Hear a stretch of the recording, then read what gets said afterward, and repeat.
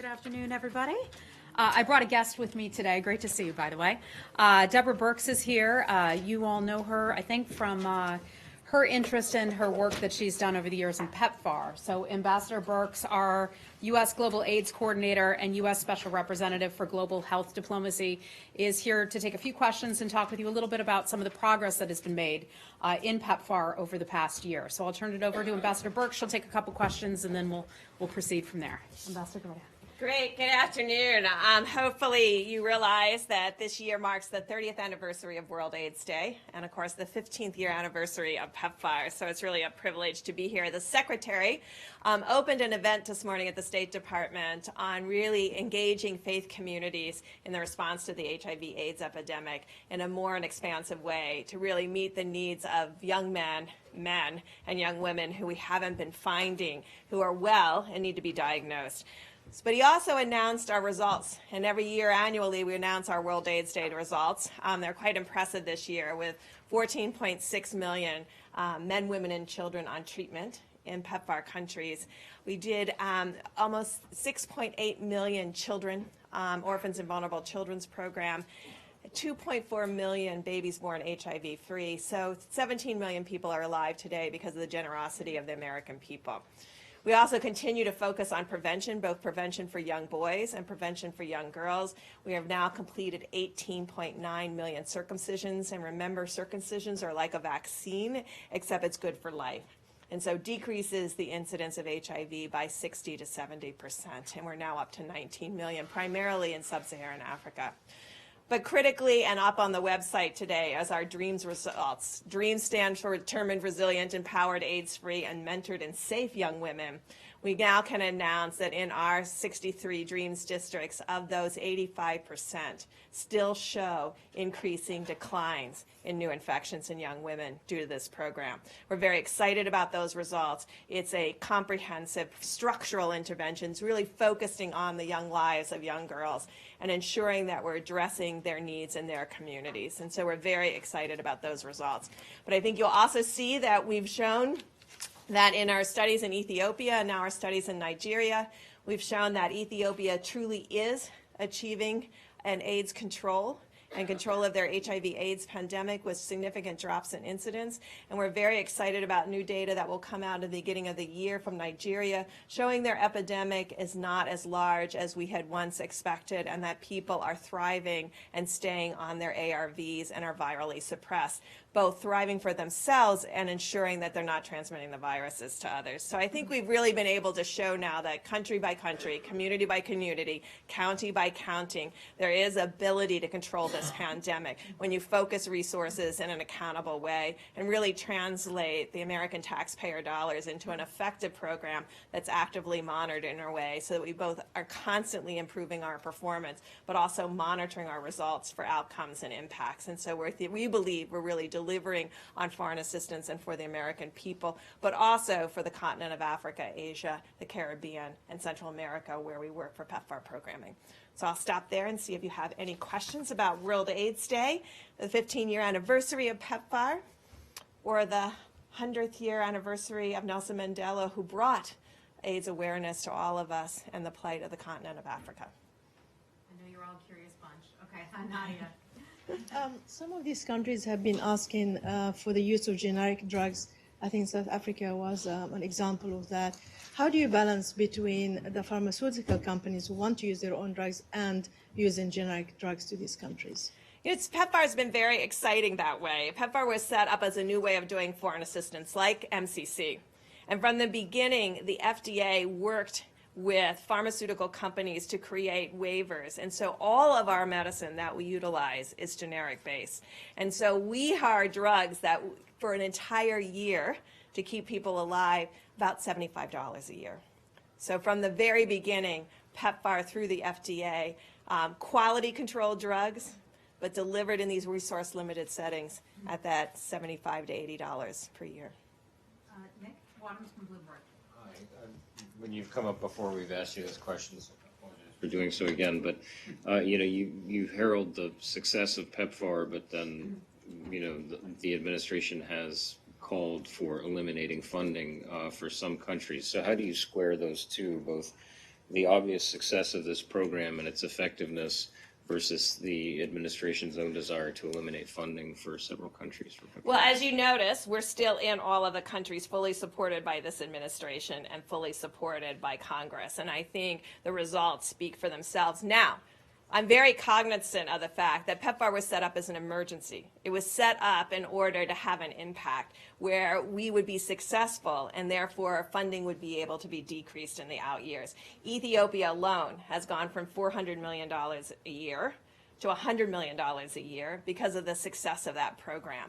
And so now it's us to keep that program sustained at a level that we can maintain our success that we've done in partnership with the country and the communities. So I think it's a really exciting time for us to be able to show that foreign assistance should have a beginning, middle, and end. And it should have an end because we've been successful both in building the capacity in a sustainable way, but also because we've controlled the pandemic in a way that the financial requirements are less and less each year. Final question? Comment over there.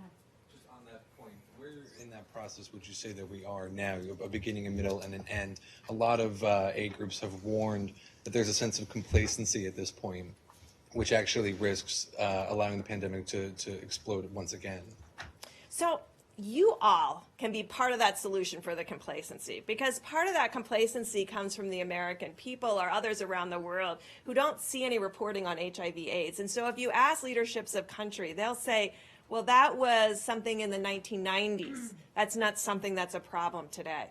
So I think highlighting both the epidemic here in the United States and the progress we've made, but what is yet to be done, and also being very clear, just because I talk about the countries that I was clear on about Ethiopia, for every Ethiopia, there's a Cote d'Ivoire where we haven't controlled the pandemic.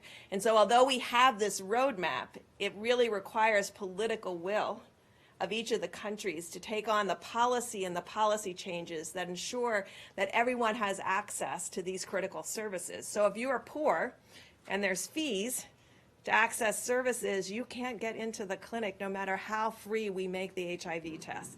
So there is a definite partnership and leadership that's required in each of these countries. And you'll see the countries that have been highly successful, they combine political will with policies and community engagement. But we will have complacency if people all around the globe with these very severe pandemics don't talk about it like we do in the United States. We don't talk about it. So young people today don't even know that there's an HIV/AIDS risk still in the community. So you can help us by talking about World AIDS Day, talking about the progress, but also caution us to ensure that we keep this on the front burner for everybody. And that's why I'm just so happy Heather let me to come over here today and talk to you, because I love inserting this good news, but a cautionary note to all of you, and you can really be part of our solution.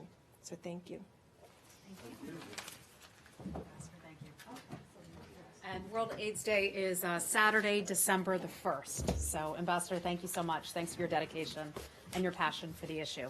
A couple announcements, and then I'd be happy to take your questions.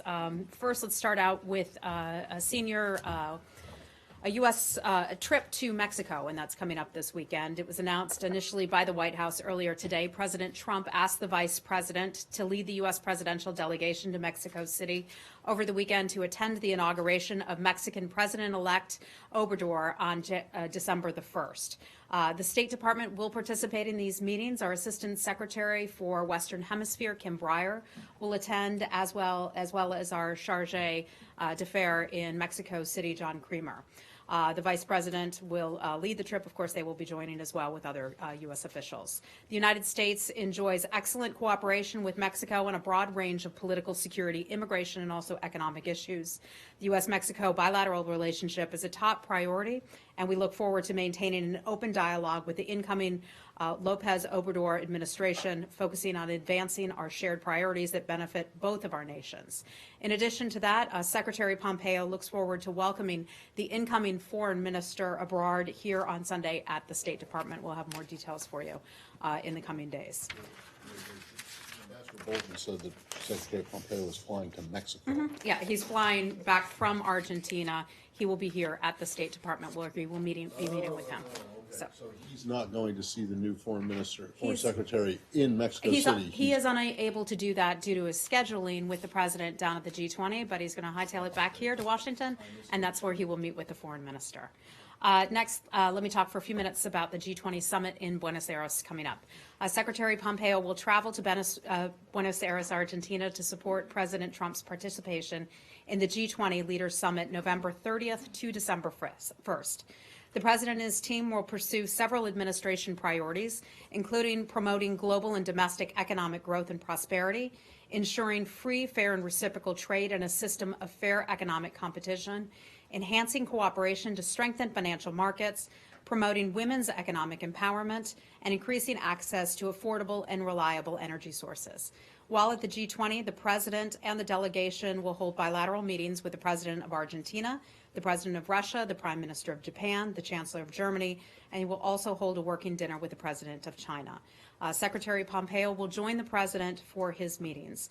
We look forward to seeing you in Buenos Aires. I'll be heading down, I think, tomorrow, and so look forward to seeing some of you down there with us. Next, our Undersecretary for Political Affairs, David Hale, arrived in Geneva today to lead a U.S. delegation attending the Geneva Ministerial Conference on Afghanistan. That's where the international community will review the effort to attain a lasting peace and prosperity for the Afghan people. Just a few hours ago, Undersecretary Hale met with the Afghan President Ashraf Ghani and Chief Executive Dr. Abdullah to discuss a wide range of bilateral issues, including government reform efforts, preparations for presidential elections next year, and also the peace process. In Geneva, Undersecretary Hale is joined by our Principal Deputy Assistant Secretary, Alice Wells, Ambassador John Bass, he's our ambassador to Afghanistan, and the international community in reaffirming our support for a future of peace and economic development for the people of Afghanistan. The Geneva Conference serves as an important opportunity for both to review Afghans' progress and to start planning for that future. Finally, something that was important to the Secretary here at the State Department today, and that is an award ceremony that takes place here once a year. It's an incredible day in which the Secretary offers the Department's annual awards this year to 46 State Department colleagues who have personified American resolve and also American goodwill under trying circumstances abroad. Among the 46, I just wanted to highlight a few of the folks who received those awards. Anthony Godfrey received the James Baker III Outstanding Deputy Chief of Mission Award. In 2017, he had taken over as deputy when the Russian Federation ordered that the U.S. mission staff be cut by over 700 positions. There were other colleagues of ours from U.S. mission in Moscow who have also been awarded this similar designations today. In addition to them, Sarah Creedon won the Swanee Hunt Award for advancing women's role in policy formulation. Sarah helped increase female representation at the UN-led Syria negotiations. She's been described as a pillar of our efforts to produce peace and stability and promote women's rights across the Middle East. Next, Brendan Malarkey. He's our Consul General in Havana, Cuba. He received the Barbara M. Watson Award for Consular Excellence. Braden braved months of turmoil that included Hurricane Irma and also consular employees suffering from health attacks in Cuba. As more and more of his colleagues were ordered to leave Cuba, Brendan insisted on staying behind to continue performing his duties. Next, someone that many of you know, my colleague, former colleague, and soon-to-be colleague once again, Mark Stroh. Mark Stroh received the Ryan Crocker Award for Outstanding Leadership for Expeditionary Diplomacy. What does that mean? Well, he was out in Syria for a long time, helping to lead the START team. Those are our teams that facilitate our humanitarian and stabilization responses in Syria. So congratulations to Mark for that. And finally, this is one that I think a lot of my colleagues will really share an interest in. We couldn't do our jobs here at the State Department without our locally employed staff. I think they, in fact, outnumber the number of foreign service and civil servants here at the State Department. These are folks all around the world from those local countries who show up, do their jobs every single day, and some of them in dangerous environments. This year, one of our locally employed staff also earned an award. His name is Hussein Intifaskiwen, and he is receiving the Foreign Service National Award. Secretary Pompeo presented his award to him earlier today for his understanding of violent regions in northern Mali. His work helped combat violent extremism and fight terror groups, including ISIS and al-Qaeda. The 46 award winners today remind us that we ourselves can always do more, we can aim higher, and they remind us of what the United States stands for in every corner of the world. So congratulations to our exceptional team. We couldn't be more proud of the work that you and others do each and every day. And with that, I'd be happy to take your questions. No award for you or your staff? We do have a couple public affairs people who've received awards too, but I wanted to highlight the work of other people. Can I ask you a logistical question Certainly. first, before getting into some policy substance? In Buenos Aires, does the secretary plan to have any separate meetings other than, aside with any meetings aside from those that he goes to with? At this President? time, he will just be accompanying the president on the president's meetings. If anything changes, we'll let you know as the schedule evolves. Okay, and then, just then, again, logistically, on Sunday's meeting he will be the Mexican Foreign Secretary by Sunday. Is that open? Is it here? What's the? It'll be here at the State Department. We'll get you details as we have all of those things ready to. So continuing on the Mexico theme, yesterday the Mexican government said that it had sent a diplomatic note to you guys asking, or perhaps stronger than asking, for an investigation into the use of tear gas at the border. The American Border Patrol agents firing tear gas into Mexico. And I am wondering if you have responded to that request, even if the State Department's role is simply to hand this note to DHS and say. So I can confirm for you that we did receive that note from the Mexican government. I don't have anything for you beyond that. I don't know if we've responded to it or not. But I imagine this, and among many other things, will be a topic of a conversation when we meet with Mexican officials over the coming days. Hey, Lori. Excuse me. Go back to Okay, Masoud Barzani visited Baghdad and Najaf last week, and it seemed a major step forward in improving ties between Erbil and Baghdad. Was that something you were involved in, and what's your comment on it? Yeah, to my knowledge, we were not involved with that. We would always encourage for the Kurdish government and the Iraqi government to meet together, to sit down and have conversations. We encourage a constructive dialogue to take place. But to my knowledge, no, we did not have anything to do with that. Okay. Well, last week Iraq began, this I know you were involved Okay. in. Iraq began exporting oil through the Kirkuk pipeline, and now it's a small amount. But the KRG has increased the capacity of that pipeline to 1 million barrels a day.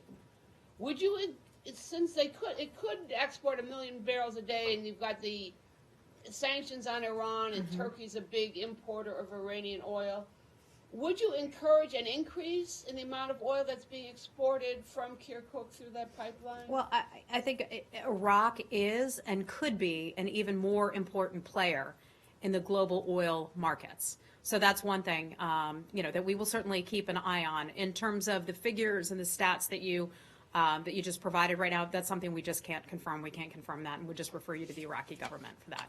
Hey, Cindy. Hi. China and Ukraine, so. Okay, let's take one at a time. Okay. On China, state has made clear its position on China's exit ban.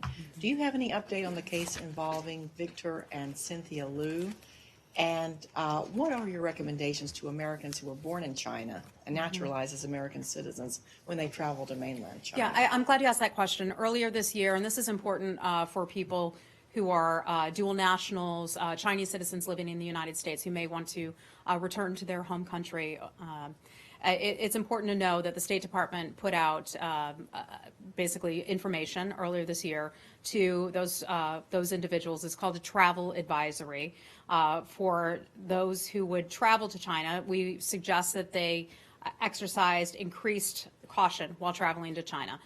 China is known for its so-called exit bans, where sometimes the Chinese government will prevent people from exiting the country if they are trying to sometimes get other members of their family into that country. If they're trying to get someone to pay a fine, for example, they may prevent them from entering the country. Those are just a few examples.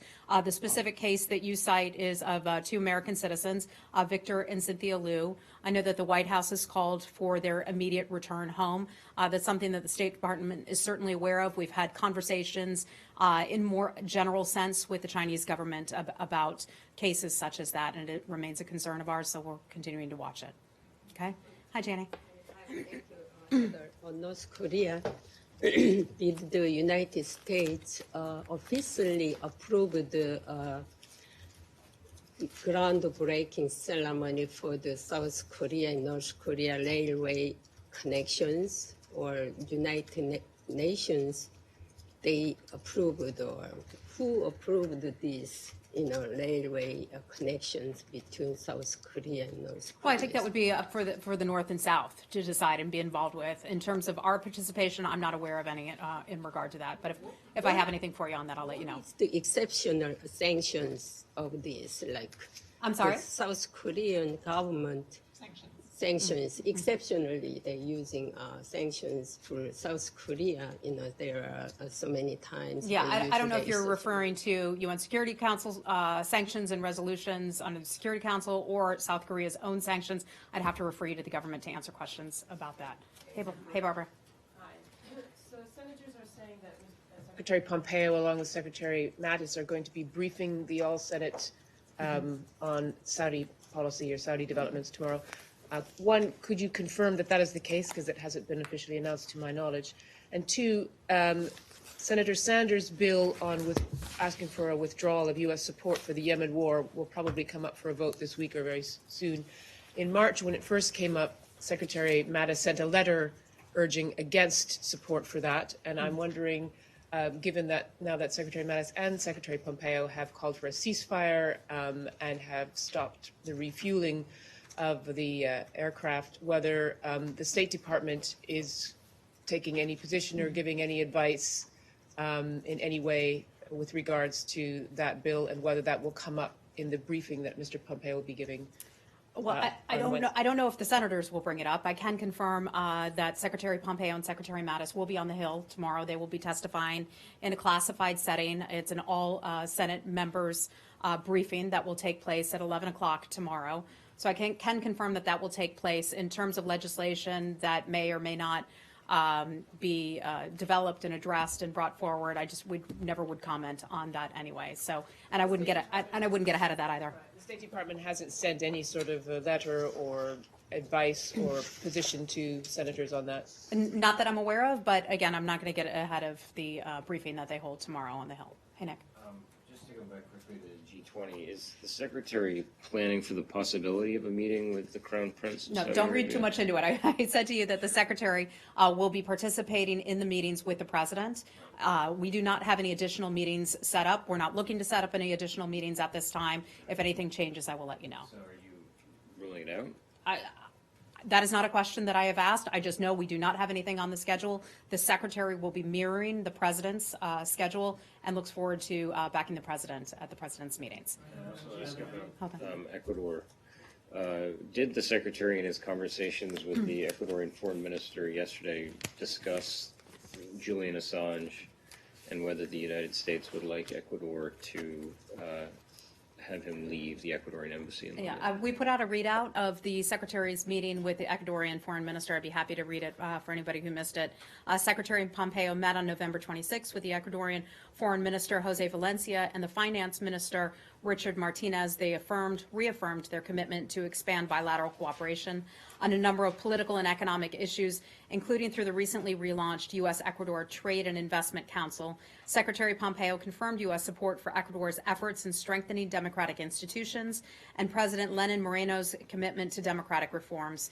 He also recognized Ecuador's significant support to Venezuelan refugees and migrants and welcomed further Ecuadorian cooperation on a democratic solution to the man-made crises in Venezuela and Nicaragua. That's all I have for you on that. You can't say whether they discussed Julian Assange? I don't have any information for you on that. Okay. Do not take it as a yes, because I don't have any information on that. Okay. I mean, it's a fairly significant case. It is.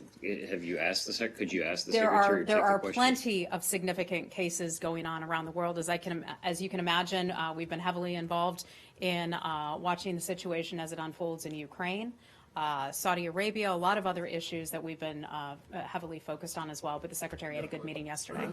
But there's only one country in the world that is housing a person who has been apparently charged by the U.S. Justice Department for publishing classified information, and that would be And that is a Ecuador. very serious matter. I'm just telling you, I don't have any information on that as to whether or not that came up in the meeting. I just read you the readout. I can read it for you once again. No, because it doesn't answer, it does, we don't need you to read it again, but it would be nice if we could find out an answer to the question, because while it is true, there's a lot Matt, going on I will in the certainly world. ask. Some of these would be private diplomatic conversations, which we wouldn't always necessarily read out. Yes, you know that. Okay, I don't have anything more for you on that, so I'm going to move on. Saeed, go right ahead. It's a significant case, and it's jockeying for attention with these other things that you mentioned. Rightfully I are heard. important. I take your point. Hi, Saeed. Hi, Heather. Last week, the president met with Secretary Pompeo and National Security Advisor Bolton and his peace team, Greenblatt, Kushner, and Ambassador Friedman. Could you share with us any outcome, any calendar, any timetable as far as the peace plan or the release of this peace plan? Yeah, as soon as it is ready to be presented, they will present it. I know that isn't a very satisfactory answer. A lot of folks, yourself included, have been waiting for that peace plan to be presented, and we will do so just as soon as they're ready to do that. They had a good meeting last week with Mr. Kushner, Mr. Greenblatt. The secretary was there as well. Also the vice president and Ambassador Bolton. They discussed the president's vision for a comprehensive peace between the Israelis and the Palestinians. We remain committed to sharing our vision for peace with Israel and Palestinians and other regional and international stakeholders. We'll share that information just as soon as we can. Just a quick follow-up on the Palestinian issue. Today, the Israelis issued order for demolishing 16 homes in Shafat. It's a neighborhood in Jerusalem. There's been dozens of arrests of Palestinian officials. In fact, officials that you have trained in security and so on in Jerusalem. Does Israel have a green light, or are you looking the other way while all these things go on? I mean, I don't want to name all the things that happen on a daily basis, but there's, we're seeing a more heavy-handedness, so to speak, in the conduct of the Israeli occupation against Palestinians. And I wonder if you have a comment on that. Yeah, this is what we would typically say about cases of such a nature, and I can't confirm those particular cases, nor can I confirm the individuals that you mentioned that you said were allegedly involved in that. We're not going to be able to respond to every single news report on a very complicated and emotional matter, such a sensitive subject. I know that's not very satisfying to you, but we would encourage both sides to create an environment that's conducive not only to negotiations, but also to a comprehensive and enduring peace. So back to the peace plan, we look forward to presenting that just as soon as we can. Okay, hold on.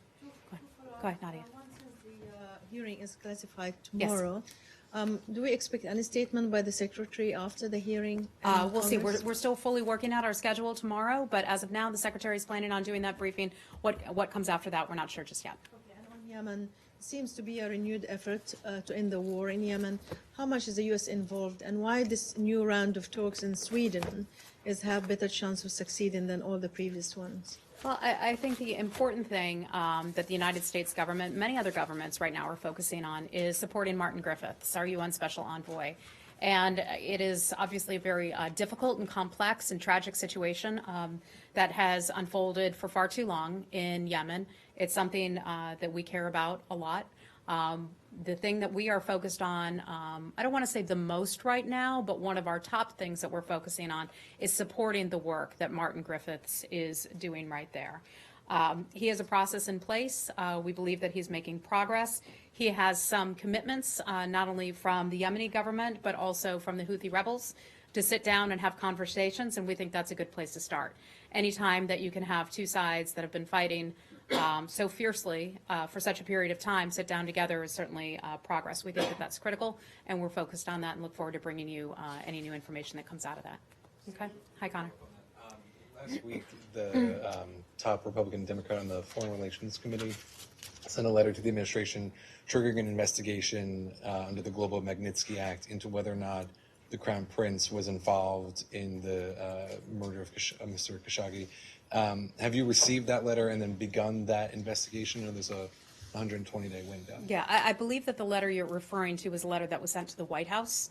I don't believe that that was sent to the State Department, but I can double check and look into that for you. Okay. Okay. We would be Okay. part of that investigation, though, right? Again, I have not seen this letter, so I would hesitate to respond to that part in particular. I believe this letter was sent to the White House, so we wouldn't necessarily have received that, but I'll look into it and see if that's something that State Department is involved with. Cindy, I'll come back to you, and then go ahead. Russia has rejected the idea of direct talks with Ukraine. What is the U.S. doing? Is the U.S. concerned that this might escalate out of control? Yeah, I mean, I'm not going to comment on a hypothetical, but obviously what happened over the weekend was a serious escalation. It's a dangerous escalation on the part of Russians' continued aggressive behavior against Ukraine. The United States continues to support Ukraine's territorial integrity. The Secretary and the President both have a very strong relationship with the government in Ukraine, President Poroshenko in particular. Some of you may be aware the Secretary spoke with President Poroshenko yesterday, offering our support and expressing our concern over that dangerous aggressive act on the part of Russia. The Secretary is heading to NATO, as many of you know, in the coming days. I would imagine that that would be a big topic of conversation. NATO issued a very strongly worded statement earlier today. I would encourage you to take a look at that. Among the things that the U.S. government is doing, you saw Ambassador Haley's comments yesterday at the United Nations. The Secretary then had a call with President Poroshenko. We put out a statement ourselves, and we're continuing to have conversations not only with NATO, but with the OSCE and other multilateral organizations who share our concerns. Now, one of the things I think you'll be seeing in the days and weeks ahead are additional conversations that the U.S. government is having with our European allies. And one of the things that we would like to see take place is our European allies doing more to assist Ukraine. The United States government has taken a very strong position in their support of Ukraine. We would like other countries to do more as well. That is something that's enshrined in our national security strategy, encouraging other countries to help one another around the world so that the United States isn't completely, I don't want to say shouldering the burden, but so the United States isn't handling these issues chiefly alone. Now, you may ask, what can European governments do? Many governments have imposed sanctions on Russia for its actions in Crimea, in Ukraine. Not all of those sanctions, as I have been told and our experts have explained to me, have been fully enforced. So that is one thing that we can look for European countries to do more when we talk about doing more. Also, something we've talked about a fair amount, but perhaps not enough, is Nord Stream 2. Nord Stream 2 is snaking through many of these countries, and I think that's a question European countries have to ask themselves. Is Nord Stream 2 something that they want to continue with because it helps the Russian government, and is that the kind of support that they want to provide the Russian government with continuing to back Nord Stream 2 at this time? Ukraine didn't sneak into NATO over the past 2 weeks without anyone noticing, did they? I'm just curious as to why you Matt, I kept think this is mentioning. it's a shared concern, and understand I just mentioned that NATO put out a very strong statement about its concerns, and so I think this is a issue that many countries around the world are concerned about. Yes, I get that, but the point of my lead into the question is, are you envisioning, even though Ukraine is not a member of NATO, that there would be a step, something that NATO could do as an alliance? I think it is important anytime that countries come together and express their serious concern. It was a Ukraine commission. They have something, NATO does, that's called the Ukraine Commission, and they held an emergency session yesterday, which they largely condemned Russia's actions in Ukraine. But, I mean, are you saying that I can't speak for NATO. I can't speak for NATO, but I can tell you that a lot of these countries are concerned as allies. I'm asking you if the U.S. government is pushing a NATO response to the incident over the weekend, even though Ukraine is not a member of NATO. Matt, I don't have any information for you on that, okay? Is the U.S. pushing this response to G20? Is this going to be a message to G20 on pressuring more action to bring pressure on Russia? Yeah, I'm not going to get ahead of anything that the president may or may not discuss when he's at the G20. We look forward to being there in support of the president, and I just refer you back to the White House for anything on that, okay? Yeah, go ahead, sir.